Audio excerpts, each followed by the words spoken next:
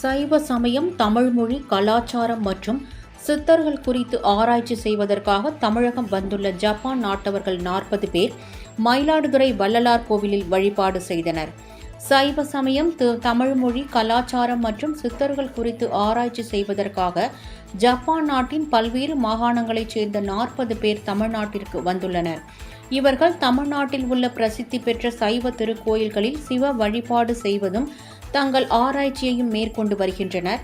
அவ்வகையில் மயிலாடுதுறையில் தருமபுரம் ஆதீனத்திற்கு சொந்தமான பிரசித்தி பெற்ற வள்ளலார் கோவிலில் என்று அழைக்கப்படும் ஸ்ரீ வதான்யேர்வரர் ஆலயத்தில் தரிசனம் மேற்கொண்ட ஜப்பானிய குழுவினர் தருமபுரம் ஆதீனம் 27வது குருமா சன்னிதானம் சீலஸ்ரீ மாசிலாமணி தேசிக ஞான சம்பந்த பிரமாச்சாரியார் சுவாமிகளிடம் ஆசி பெற்றனர்.